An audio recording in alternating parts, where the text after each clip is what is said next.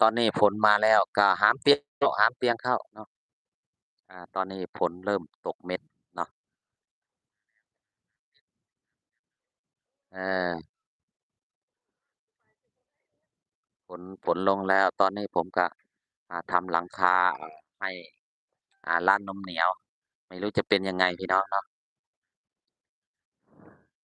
เนาะฝนลงเม็ดนะถือว่าโอเคเนาะร้อนมา2มื้อแล้วเนาะ2มื้อเอาแล้วเนาะถึงว่าไม่เห็นดาวเห็นเดือนเนาะเออเนาะถือว่าก็โอเค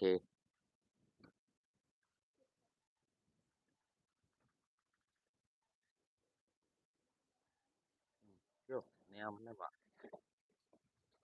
ก็ให้อัปเดตสั่งให้เอาตัวใหม่โลดเอาตัวใหม่โลดบอกย้ำสั่งเอาตัวใหม่นั่นแหละบ่เอาใหม่ๆมาโลดบ่เฮิงก็ส่ำเราสั่งออนไลน์ประมาณโตมึงอยากสิเฮ็ดคือแบ้หลายไปอัดไปแม่มึงไปแม่ไปเกาะไว้ให้มันสิออกโตสีส้มสีส้มสีชมพูเบิดเท่านั้น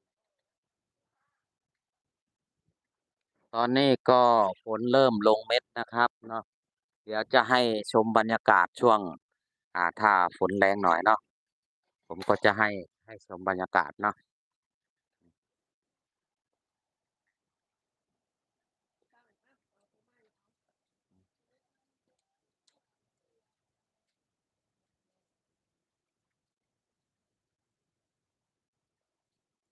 ยังบ่ก็ถามเขาเลยตอนนี้ก็เริ่มลงเม็ดแล้วครับเนาะฝนเริ่มลงเม็ดแล้ว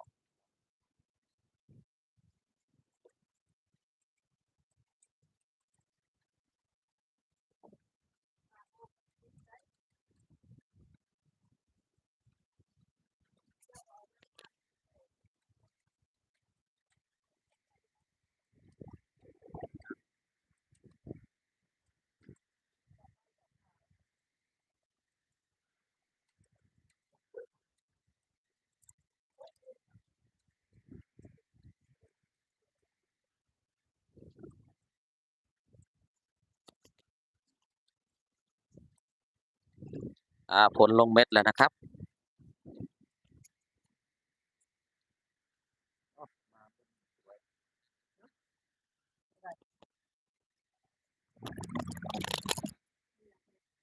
ว่ามาด้านฝนเริ่มลงเม็ดแล้วพี่น้องเนาะแต่ว่ากองดินที่หน้าบ้านผมนี่โอ้ยุ่งเลย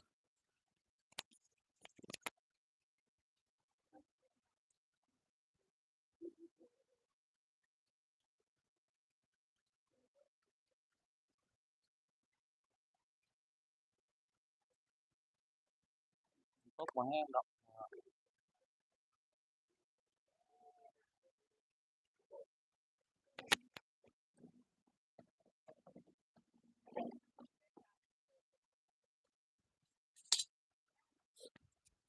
เป็นไงบ้านเพื่อนๆเนาะฝนตกไหมครับเนาะบ้านบ่าวสวรรค์เริ่มตกแล้วครับผมเนาะฝนเริ่มตกแล้วครับเนาะ